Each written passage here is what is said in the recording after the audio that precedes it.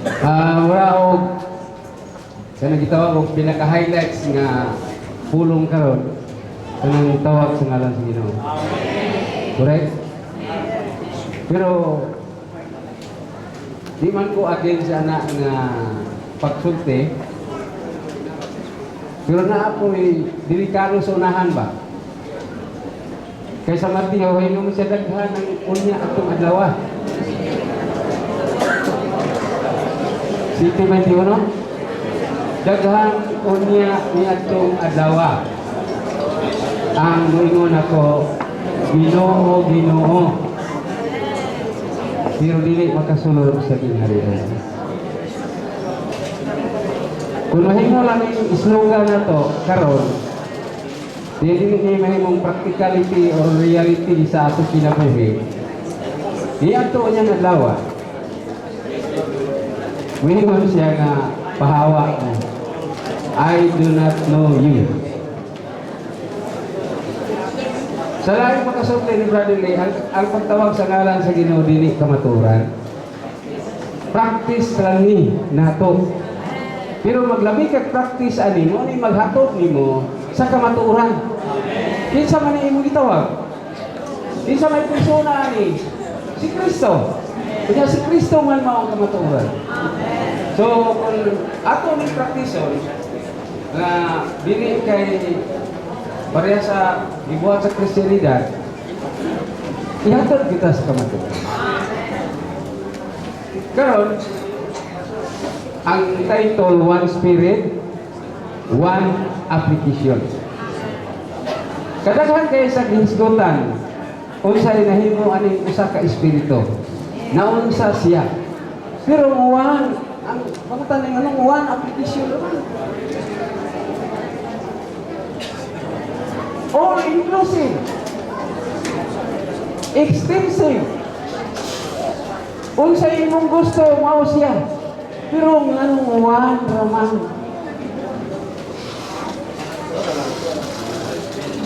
Parang may sayon. Pananglitan.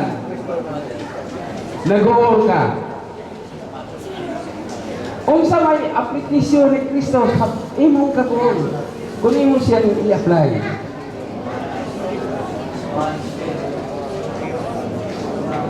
Ang mahimo niya lipayon ka. He is God of joy. Comforter. Para na yung mahimo kay mao naman na imong hintang. Katong lain mga igsoon, dahil mo lang ilang kahintang. So kung sa ilang kahintang, si Kristo imong ma-apply. Pero what about the Spirit of God in Genesis 1?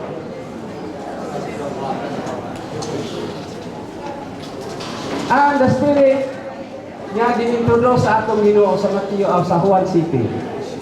Kinsa tong giuhaw? Umari siya kanako og uminom.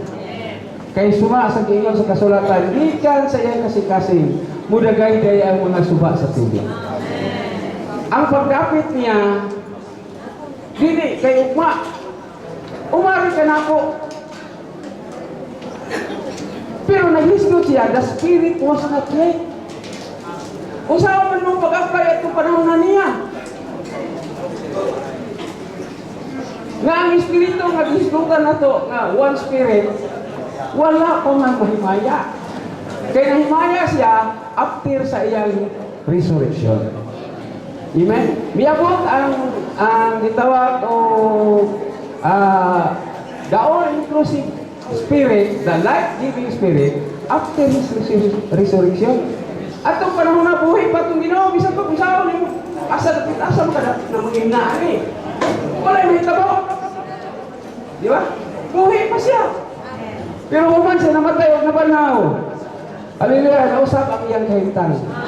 Nahimo siyang life-giving Spirit. Ready. Ipaambit ang iyang kaugalingon sa tanan. Pero kato ra kung giuhaw. Kato ko hawa.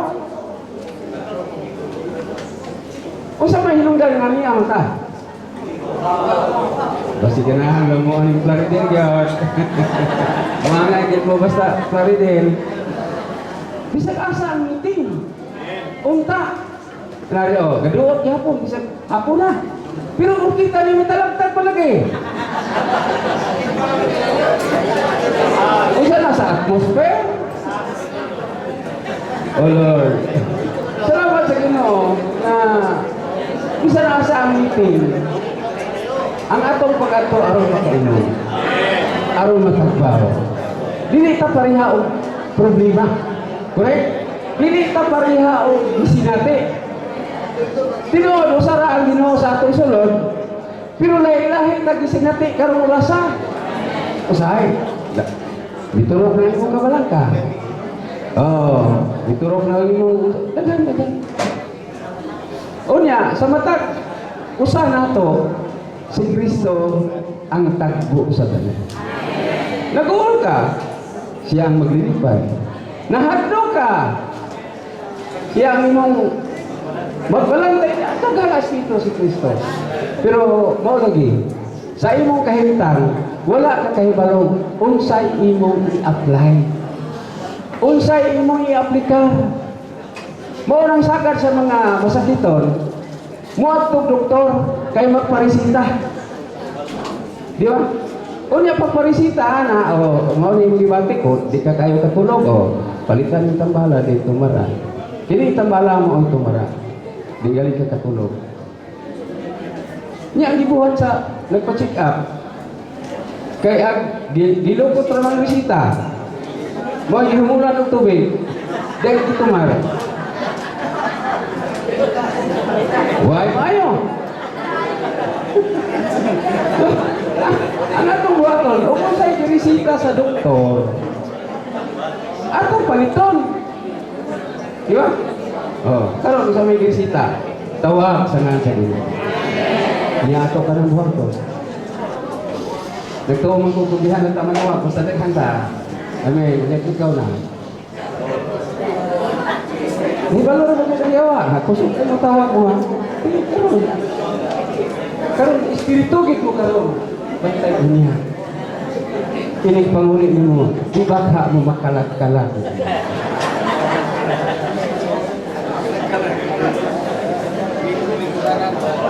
So ang akong bakit kalabot aling di mo ni Pedro ba? We have this prophetic word. Doon ay matagnaong pulong o pulong sa panagna. Dahil niya manigi sulting at tinunglan ato ni tagaag pagtagag. Hangtod kining maong panagna matuman. Di ba ang panagna ay ang bituon? Ang kahayag kung nasama sa pagtagad sa Tinis Pedro mananagat manggod. So ito ni siya, basta gabiing dako. Sa likod di mo lawod, huwag kay makita. Pero naay gamay kahayag sa daplin. Ang buhaton sa mga mananagat, kay nakaagi mong kuyog anak. Huwag kay laing lingaw, narakag putok ang kahayaga. Hangtod mo ba nagbanag ang kabutan? Tingnan anak ko na pagtagad na to, nining gitawag ko, prophetic word. Amen? Ang prophetic word, pulong ni Isaat, dayon bantayan nimo kung natuman na ba ni o wala. For example, si Jeremias, samtang nagsulong siya sa Jerusalem nga gisulong ni Nabucodonosor. Gigunob ang siyudad, gigunob ang templo, dahil naghilak siya. Dahil doon na dahil pulong ni abot niya, may abot siya ba ang mamulong niya? I-comfort siya. Giingan siya nga 70 katuig ra. Mabihag to na iya katawan, pero 70 katuig ra ang ilang pagkabiyay. Pulong ni sa panagna. Dahil ang pangutahan ni, nahumana ba ni?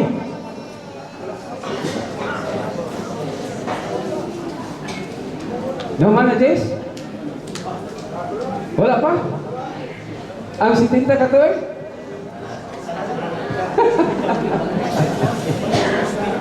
Praise the Lord! Pagkahuman yun sa 70 katuig, si Siro ang naghari. Gipapauli ang mga Hudyo. Aron, musunod na po ang laing prophetic word ni Daniel. Doon ay si Binti. Ang kang Jeremias, ano ka na? Natuma na. Ang kang Daniel, usap kasi mana na lang. Example, buhat tang Abraham. Sa diyang idala si Abraham sa luta sa Kanaan, ang Diyos nagsaan niya, himuon ka nga dakong nasod. Sama na po kayong dakong nasod. Walay kaliwat. Kung ka pinaedad, si isa Sara, mga 70 ka pinaedad, ito na. O niya, si Lord yung kauban, plus na pa siya binatunan na na-acquired niya sa Haran, o sa nini si Eliezer. So pag ino niya, himuon ka na kong nasod, ininita, ihatag ko nga kaliwat. Ihatag ko nga panunod sa imong kaliwat. Si Abraham, sa iya nga, pagkabutan, o siya mutuo nga, gikan din niya. Ingon siya nga si Eliezer mo ay mahimong niya kaliwat. So, Dili si Eliezer, ang mahimong niya kaliwat, gikan yun sa imong lawas. Ano saan na? Siguro na po. O niya kay si Sarah kay nakadungog na. Usay ang itabahan ang Diyos. Si Sarah hitabang sa Diyos. Ano na ang mulukod kaliwat ni Abraham? Kay si Sarah wala mo po. Minupusan din yun ba? Pero guwapa niya. Come on. Allah. Kasi nakita sa magsinta kape. Diingat pa niya, ingat kasi Abraham, ang to na kung imong isura. Kaya bigyan ko rin ang imong isura, inan ko rin ang imong kung bana, patay ko ito. Kaya naman, ano pa mo si Sarah? Tuod man. Hingambog man si Abraham sa Ehipto. Gumikan kay dunay gutom. Doon yung asawa, ikuha sa hari sa Ehipto, pero kipakgan siya sa Diyos. Dayon ipapauli si Abraham nga puno sa kadato. Pero gadala o hagan. Yung sa mga baksay yung mga iso, hindi balik ka na. Magdalang Ehiptohanon. Muna magkainom. Si Abraham. Tiguan naman ko. Maglawan ito. Naman ko, dito naman. Batan ko pa man. Buhatan. Alam mo mo na ako. Doon man, sa wala pa ni may tabo si Agar, anak din ka. Yun po, nilagay. Ang harong sa amo, labi ng Ehiptohanon, dako kayo pagtaho sa akin. Pero sa diyan, himburos na siya. Lahi na siya ang pinanawan.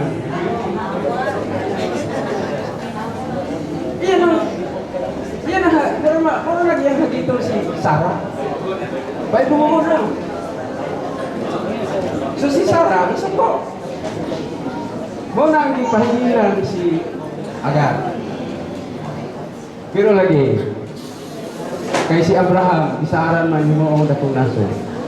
Una-una yung Abraham, pinagi ani matuman. 13 katuig ang Ginoo na magpakita kay Abraham. Naluoy ang Diyos. Ikaw po na tao si Ismail, gipanalanginan po di mo ang dakong nasod.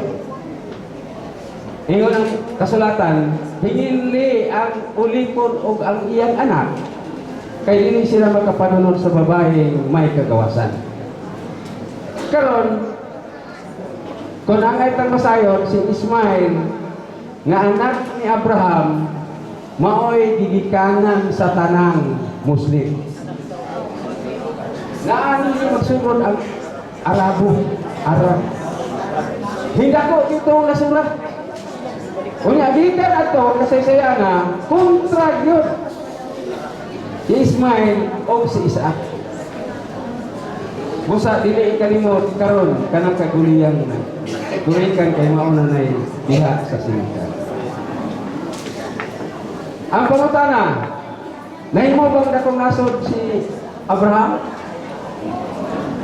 Ikaw, nahimo? Wala. Ha? Oh, wala ka kay balo. Balik po ng isura. Ito bang mo abit ko kay balo ka? Mga ison, in time of life, sa hustong panahon, mibalik ang Diyos aron tumanon ang iyang isa. Si Sarah magsamkon, pinaagi Abraham. Gani, nagkatawa pa. Kaya di siya mutuon. Nag-ingon din panalanginan ang magapanalangin nimo, magtinunglo ang magtunglo nimo. Ihatag ko kini kita aking panulundon sa imong kaliwat. Dili mga kaliwat. Kaliwat. Nagpasabot ni Kristo mga igsoon. Sa Galacia 3:14, I think 14. Nahayangin nato ang panalangin nga gisaad pinaagi kay Kristo. Pagkahimo niyang life-giving spirit. Praise the Lord. Ang tanan mga hintil na panalangin. Kung dili siya mamatay, Hudiyo lang siya kauban sa iyang mga tinunan. Dili din siya mahimong panalangin sa mga kalasaan. So karon kung mag-isgot ang Biblia og nasod, Israel ra gid na. Himuon ko ikaw usa ka dakong nasod, dili ka nasuran, nasod Israel ra. Pero mag-isgot og kanasuran, nagpasabot na sa mga hintil na nga naa sa iyang panahon. Karon ang pamhitabo karon sa laing dapit, laing nasod. Lahi na raman ni gubatang mga ison, dili na ni Iran, o dili na ni Israel versus bilang ka country sa Arab mahimong kontra. Karon lahi na kay ang Iran pataka nagbomba bisag asa padulong. Basta na ay base militar, bombahan nila. Oh. Unya kay na may base militar sa Pilipinas. Sa Ormanan.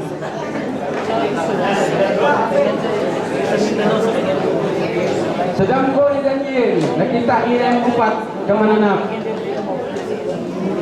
Leon, leopardo, oso, o karniro. Nagulagoy ni sa upat ka great image na nakita ni Nabucodonosor. Nalumpak na ang Babylonian Empire na mo ang leon, ang golden head sa great image. Nalumpak na ang salapi na mo ang Medo-Persia. Nalumpak na ang abdomen na mo ang Gresya. Nagiuluhan ni Constantine the Great.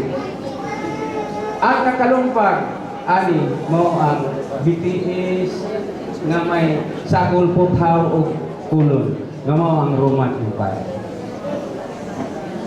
Napanimutunan ang Roman Empire kinsay mga hari doon ay 7 ka mga hari. Ang 5 ani nangapuka na. Kaya ang mapintas ng mga doon ay 7 ka sungay. Napulong sa ulo. Di ba? So ang 7 ka sungay, ningon ay nagpasabot sa 7 ka mga hari sa Roman Empire. Ang 5 nangapuka na. Sa pagsulat ni Juan, aning kinadayag, si Domitian Caesar mo'y ikaunom. Buhi pa. Gregorio, Caligula, Tiberius, Julius Caesar, kalima. Kung ikaunom, mo na si Constantine, si Domitian. Pero nag-ingon siya, nag-ingon ang Biblia. Ini ka-revive na niya sa Roman Empire, kining napulo katudlo. Kining napulo katudlo, kay paglakdo sa bato nga gilakdo sa larawan, napulbos man ni, dahil ang habilin maura ang napulo katudlo. Muabot ang panahon, kining napulo katudlo, ma-revive ni siya. Magkadawat ni silang pagbulutan, ingon nga hari, sunod lang sa usa ka tatlo. Dahil magkasabot ni sila nga ang ilang kakahom ihatag ani usa. Nay usa. Dahil kining usa mahimong ikapitong Caesar. Kanang kaguliyang diha, dili si Trump ay makapalinaw anak. Bitag na daan. Nga makahatag o kalinaw anak. Ang usa sa mga Caesar sa Roman Empire. Muhatag og peace treaty sa nasod sa Israel. Nasod sa Israel. Why ko ba? Sulod sa 7 kapitulo. Walay ko ba? So kung moingon mo, mga igsoon, ang katapusan simana nga gitag na ni Daniel sa 70 ka simana kay 69 ka simana na may nahuman. Natapos ni atong pagkalansang ni Kristo sa cross. Usa na lang ka simana ang kulang kanang gitawag og mystery. Age of mystery. Tanang pangitabo, puro misteryo. Incarnation is a mystery. Di ba Diyos? Dahil nahimong tao, di ba na misteryo? Tanan pangitabo, mystery. Karon ni ata sa panahon sa mystery.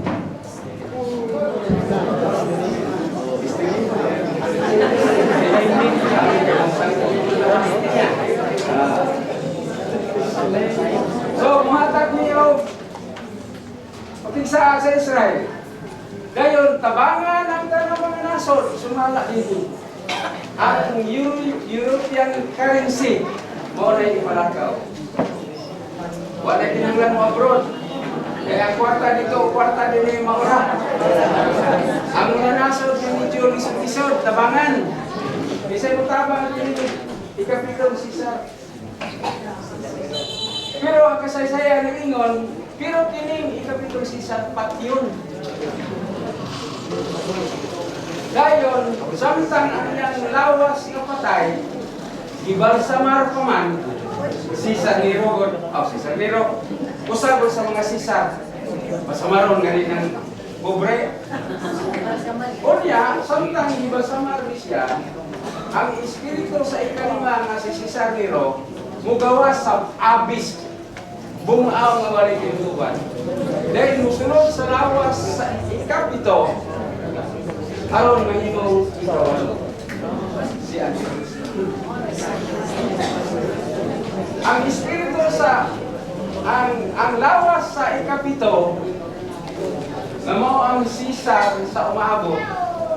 Right? Dunay gitawag o sulod ng pagpanabo. Plus kining Caesar Nero nga dili malipay og di at kitagnubo.